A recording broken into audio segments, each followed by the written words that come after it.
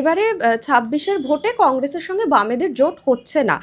ফলে এই যে কংগ্রেস একলা চলরে নীতি নিয়েছে তাতে প্রচুর সমালোচনার সম্মুখীন হয়েছে যে কংগ্রেসের এত কর্মী আছে নাকি বুথে বসানোর মতো, বা ২৯৪টা সিটে লড়তে পারবেন কিনা। আপনি দীর্ঘদিন রাজনীতির সঙ্গে যুক্ত, আপনার কি মনে হয় এই যে সিদ্ধান্ত তা কতটা ফলপ্রসূ হবে বলে মনে হচ্ছে ২৬-এ? দেখুন, আমি তো প্রায় সবকটা মিটিংয়ে অ্যাটেন্ড করেছিলাম।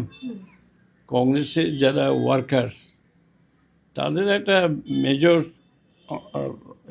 অংশ, অর্থাৎ বড় একটা অংশ, তারা চাইছে যে আমরা ২০০৬-এর পর থেকে আমরা লড়াইটা এককভাবে কখনো করিনি।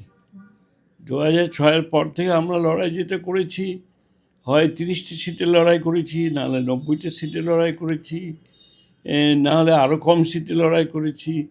কিন্তু এককভাবে ২৯৪টা জায়গায় আমাদের রাজনৈতিক চিন্তাধারা মানুষের কাছে পৌঁছে দেওয়ার কোনো সুযোগ আমাদের ছিল না।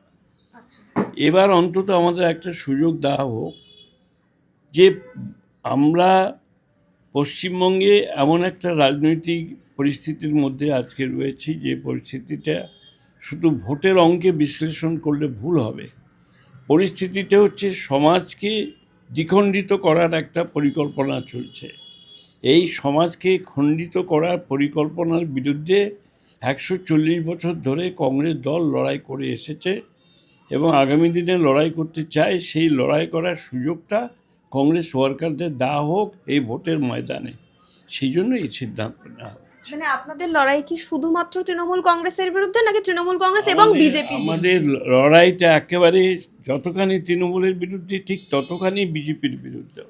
আমরা দুটো, এই যে বাইনারি তৈরি হয়েছে পশ্চিমবাংলায়, এটা বাংলার মানুষ প্রমাণ করে দেবেন যে বাইনারিটা মিডিয়ায় যেতে পারে, বাইনারিটা খবরের কাগজে আসতে পারে, বাইনারিটা দুটো রাজনৈতিক দল নিজেদের মধ্যে সেটিং করে তৈরি করতে পারে, এবং নিজেদের মধ্যে যে তৃণমূল কংগ্রেস এবং বিজেপি যে সেটিং করছে, এইটা পশ্চিমবাংলার ৮ থেকে ৮০ পর্যন্ত সব মানুষই বুঝে গেছে। সুতরাং এই বাইনারি তৈরি করার পেছনে যে মূল উদ্দেশ্য বিজেপি এবং তৃণমূলের, হয় তোমরা খাবে নাহলে আমরা খাবো, কিন্তু তোমরা আমরা বাদ দিয়ে আর কেউ থাকবে না। হয় আমি একটা ধর্মকে নিয়ে বেঁচে থাকবো, তুমি আরেকটা ধর্মকে নিয়ে বেঁচে থাকো, কিন্তু ভারতবর্ষটা বা বাংলাটা যে একক কোনো ধর্মের মানুষের জন্য নয়। ভারতবর্ষ এবং বিশেষ করে বাংলা, রবীন্দ্রনাথের বাংলা, সর্বোপরি রামকৃষ্ণ পরমহংসদেবের বাংলা, যে সবারই বাংলা, সব ধর্মমতের বাংলা। এই ধর্মমতের বাংলাকে খণ্ডিত হতে দেব না, এই প্রতিজ্ঞা নিয়ে কংগ্রেস কর্মীরা মাঠে নামতে চাইছেন বলেই কিন্তু আজকে আমার মনে হচ্ছে বাইনারি খণ্ডিত হবে, বাইনারি ভাঙবে, এবং বাংলার মানুষ প্রমাণ করে দেবে বিজেপি তৃণমূল বাদ দিয়েও পশ্চিমবাংলায় অন্য রাজনৈতিক দল আছে এবং তাদের মতাদর্শের যথেষ্ট গুরুত্ব বাংলার মাটিতে রয়েছে।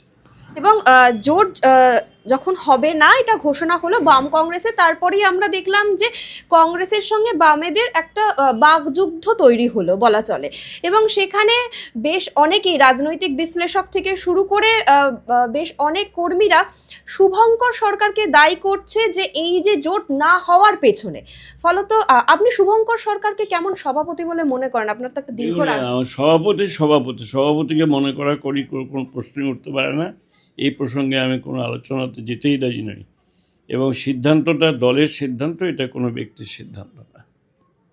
এবং বর্তমানে পশ্চিমবঙ্গে যা পরিস্থিতি, এই যে মন্দির মসজিদের রাজনীতি চলছে, এই যে হুমায়ুন কবির বাবরি মসজিদ তৈরি করছে এবং একদিকে মুখ্যমন্ত্রী মমতা বন্দ্যোপাধ্যায় মন্দির তৈরি করছে, সেখানে স্কুলগুলো বন্ধ হয়ে যাচ্ছে, এই যে অরাজকতার একটা পরিস্থিতি চলছে পশ্চিমবঙ্গে, আপনি এই বিষয়ে কি বলবেন? এই তো পশ্চিমবঙ্গে অরাজকতাটা সর্বাত্মক হয়ে উঠেছে, এবং অরাজকতাটা এমন জায়গায় পৌঁছে গেছে যে মন্দির মসজিদ বলে নয়, শিক্ষায়তন বলুন, স্বাস্থ্য বলুন, অর্থনৈতিক মেরুদণ্ডের দিক দিয়ে বলুন, পার ক্যাপিটা ইনকামের দিক দিয়ে বলুন, এমপ্লয়মেন্টের দিক দিয়ে বলুন, শিল্প কারখানা তৈরি করার ক্ষেত্রে বলুন, সর্বত্র একটা ব্যাপক এক নৈরাজ্য দেখা দিয়েছে, এবং পশ্চিমবাংলার অর্থনীতি ভেঙে গুড়িয়ে তছনছ হয়ে যাচ্ছে। পশ্চিমবাংলার গ্রামের মানুষেরা বলছে আমরা ১,৫০০ ২,০০০ টাকা চাই না, আমরা চাই চাকরি, আমাদের হাত আছে, আমাদের কাজ দাও। এই হাত আছে কাজ দাও, এইটাই আজকে স্লোগান। সেই স্লোগানটা বাংলার মা বোনেরা তারা নিজেরাই নিজেদের মতন করে, আমি মিডিয়ায় দেখছি তারা বলছেন আমাদের হাত আছে, আমাদের কাজ দাও। আমি তাদের সঙ্গে সহমত পোষণ করি।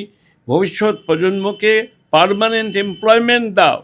ভবিষ্যৎ প্রজন্ম যাদের বয়স ২৫ থেকে ৪০-এর মধ্যে, তারা জেনে রাখুক তাদের জীবনের আর সব অংশটাই একটা সুনির্দিষ্ট কাজের মধ্যে আবদ্ধ থাকবে এবং তারা নিশ্চিন্তে তাদের জীবনযাপন করতে পারবে।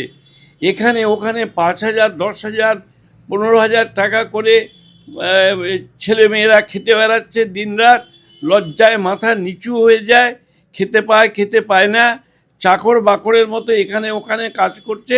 পার্মানেন্ট এমপ্লয়মেন্ট বন্ধ হয়ে গেছে পশ্চিমবাংলায়।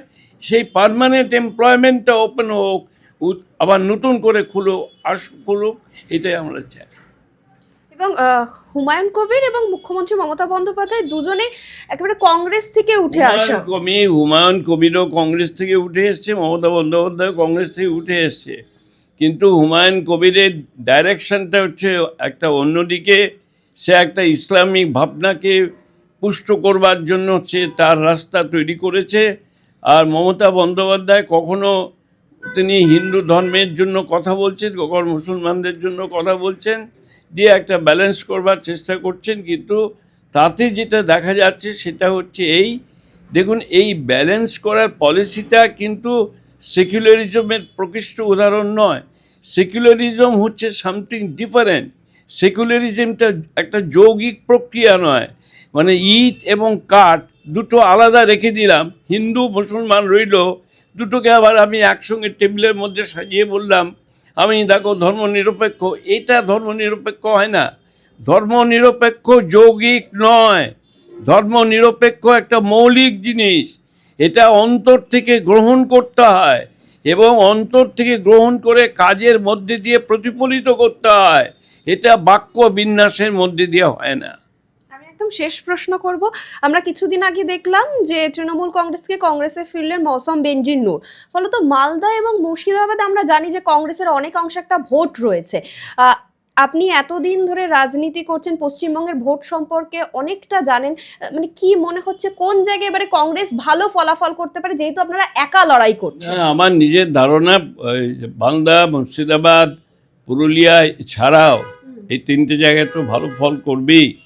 এই তিনটের বাইরেও আরও অনেক জায়গা আছে যে জায়গাগুলোতে এখন মানুষ বুঝতে পারছেন না, কিন্তু মানুষ যখন ভোট দিতে যাবেন তখন সঠিক জায়গায় ভোটটা দিয়ে প্রমাণ করে দেবেন যে বাংলায় আরও অনেক জায়গা আছে যেখান থেকে কংগ্রেস জিতে আসতে পারে।